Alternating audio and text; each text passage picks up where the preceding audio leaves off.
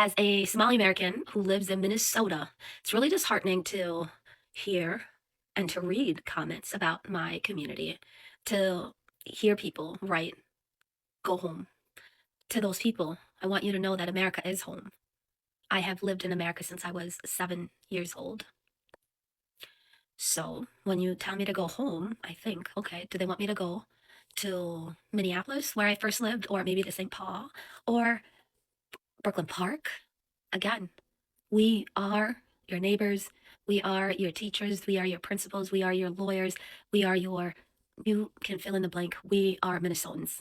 So Somalis aren't just welfare queens in America, they're welfare queens all over the world. I want you to listen to some of these numbers. In Norway, 73% of Somali immigrants are on government aid. In Sweden, 64% of Somali immigrants do not have jobs or education. In Denmark, 69% of Somali immigrants are on public benefits. And in America, according to President Donald Trump, 88% of Somali immigrants in the United States of America right now rely on a welfare program. So the question is, not only why are we bringing in so many people that are just coming here and becoming dependents of the state? The other question is, why are we bringing so many people here that become left-wing activists, start talking crap about America, and then all of a sudden start scamming the local and federal government to enrich themselves? I can go story after story after story. There's a woman in Minnesota right now that's living in a $1 million house that was paid for by laundered government money, and the partner, her husband, who bought the house, his name is still on it, but he has fled somewhere else. They can't find him.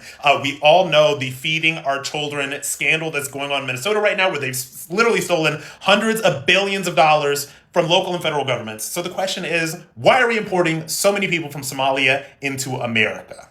Now, as somebody who used to live in Minnesota, I can tell you right now, Somalians are there for birthright citizenship. If you guys weren't aware, the Somalians have come to claim their birthright citizenship. Now, as you guys already know, the Trump administration has initiated their ICE raids in Minnesota, but the Somalians are fighting back. Now, according to CBS News, where you can pause to read this, the Trump administration is attempting to have ICE raids in Minnesota and are checking the green card holders of Somalian residents who live there. And little does the Trump administration know that the mass majority of Somalians who live in Minnesota are U.S. citizens. And every year, sometime around this year, apparently they do their pilgrimage to the Target Center. And based off of the rhetoric of the Somalians across social media, they're stating that although the Trump administration has implemented these ICE raids, they are willing to work with him to do a two-state solution. I'm not entirely sure why Donald Trump thought that this was going to be easy pickings with Somalians in Minnesota. I'm not entirely sure why he thought that. But little does he know that being that Somalians, their birthright is Minnesota, they're going to fight to the very end for their land. Because isn't that what you're supposed to do when you're being hostily invaded? Like, correct me if I'm wrong. Somalis are reclaiming their ancestral homeland of Minnesota, and it's making people mad. And while it's not inherently anti-Somaliitic to criticize Minnesota, we should recognize Minnesota is the only democracy in the Middle West. So this whole Somalis, deportation thing is getting out of hand, and the way some of them are handling it is also not welcoming at all, because a lot of them are beginning to say things they're not even supposed to say in the first place, calling out a community who do not even give an F about them or have looked their direction. You guys have been doing your thing, and now it's as if, the book has opened and a lot of people have understood exactly what you guys have been doing. A lot of you guys have been doing, for decades. And like right now, it's actually in the open. And still you're calling on the community that you have never had respect for to come and help. Well, guys, I'm going to let the rest of the videos roll. Then we'll come back with more commentary. Do well to let me know what you all think in the comment section. And don't forget to like and subscribe. Credit belongs to original creators of this video. So let's jump right in. Then I'll come back with more commentary. Donald Trump just banned 12 countries from entering the United States, and Somalia was one of them. Does that mean if I leave and go to Somalia, I can't come back? Because I'm a citizen. And then I don't know if it's actually worth it. Like, I love my country, but I don't know if I would survive there. Like, I would go there and I'm stuck forever. Like, I can never come back. Someone try that and let me know if you come back. Somalis. What's going on, Somalis? How y'all doing this morning, afternoon, or evening? Wherever you see this video, how y'all doing? Now, why y'all have so much anger and disrespect towards the Black Americans? Why? Why y'all so upset that we're not speaking up for y'all? Why? Just talk to me, Somalis. Why are y'all so upset? Why the vitriol and anger towards us and not towards the YT man? Why? That's what I don't get. Why did this place anger towards us, the Black Americans? Y'all never liked us. Y'all never even rock with us. Just being for real, just being honest. And I'm seeing countless of videos of what y'all did in Minnesota, right? Y'all say, well, we marched for y'all doing the Black Lives Matter. I said, Black Lives Matter? Yeah, Black Lives Matter. I'm like, Black Lives Matter. George Floyd, all the Somalis, we marched in the streets in solidarity for the Black Americans on when the police unalived George Floyd. I'm like, oh, okay. I'm going to be honest with y'all. When I saw y'all marching for George Floyd, I just looked at it as just an even, fair exchange. You know why? On what we did for y'all. And what we did for y'all was we donated money to feed the children. This is a wet feeding center. That means cooked food is being distributed here. This is very good because we're sure then this is reaching those most in need. These people have traveled from very far and many are losing children along the way. And we have to ramp up these operations. Over 300,000 people here in Mogadishu need help and those numbers are growing daily. But the cooked food needs to be fortified. We need to add in the vitamins that can help protect these children even better. And so these contributions that are coming in will go directly to operations like this and fortifying this food. See, a lot of the commercials that we seen back in the day, maybe 30 years prior, or even 2011, matter of fact, I'm using 2000, even in 2011, Black Americans sent money to Somalia to feed the people. Your people. We sent money there. Even in the early 90s, we sent money to y'all to feed the church. So we seen them little babies with the ribs showing. We seen them videos of them telling us that how women walk 100 miles with the babies and some of the babies didn't make it so they can get to the food center where we was giving y'all food. That was our money that we sent. So least y'all can do is march for George Floyd. So now it's an even exchange. We don't owe you nothing. You don't owe us nothing. You get what I'm saying? We fed the children out there. So don't bring up this what y'all did for us in George Floyd. But don't bring up how we fed the children. Because keep in mind, even Michael Jackson had y'all in the videos. You get what I'm saying? Back in the 80s, early 90s, he had y'all in the videos. With the starving babies with the big head like mine. Maybe a little bigger. Some of them babies' head was big as mine. But we felt bad for you, Somalis.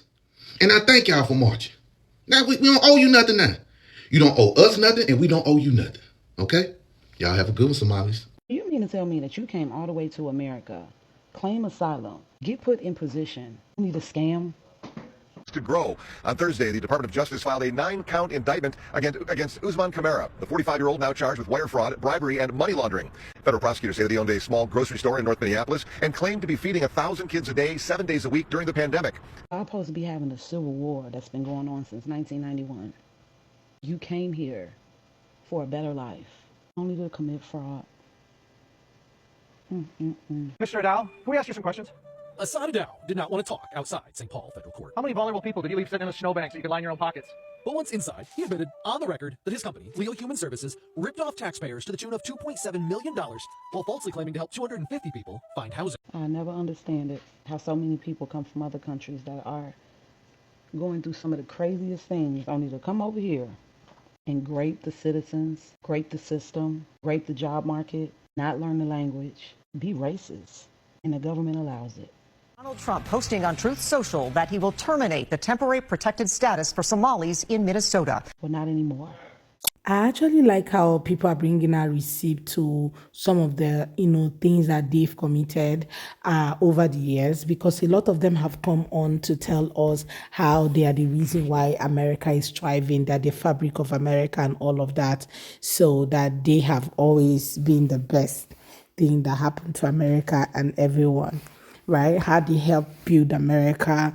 I don't know when they came into the US. Some of them said, that the land was given to them 3,000 years ago, even though I feel that's just them chasing clout, right? But what is actually very funny is how they have never accepted that a group of them are actually not doing the right thing and also defrauding the system, according to most of the clips that we have seen, right? So now, instead of them to mellow down and find a way to fish out the bad eggs within them, or even call a spade, and try to reach out to, the government and see how, to help their community, right? They are now coming online and, blaming people who have done nothing to them, calling out the Black community for not helping them, how they are their teachers, their lecturers, they are these, they are the major people that teaches people this, that, that lady was just, saying so many things at the same time. And I'm like, sorry, permit me to say, I know there are a lot of English-speaking countries in the world, but I doubt if Somalia Somali is actually one of those countries. But correct me if I'm wrong, because I thought, okay, they have always been a Muslim nation, right? But English, I didn't think, maybe those people that grew up in maybe the UK, the US, Kenya, that speaks English. But I didn't know. I don't know if actually, if you go to Somali, you have a lot of them speaking English. But yeah, let me know what you all think. Okay, let me know, if correct me if I'm wrong. Yeah, but yeah, you becoming a lecturer, probably because most of them grew up in the US, because that lady says she has always been in the US since she was 7. So it's a good thing, right? But it's also very important for you to know that you're not born in the US. So the government can decide to say, we're taking away your birthright citizenship tomorrow. So I just think that instead of going back and forth and calling out people who have done nothing, and not accepting or taking accountability of some of the things that your own community members have done over the years that have warranted this, that have brought this to you guys, because you can't tell me that he just woke up one morning and said you guys have to go home. There must be a reason. Something has propelled it.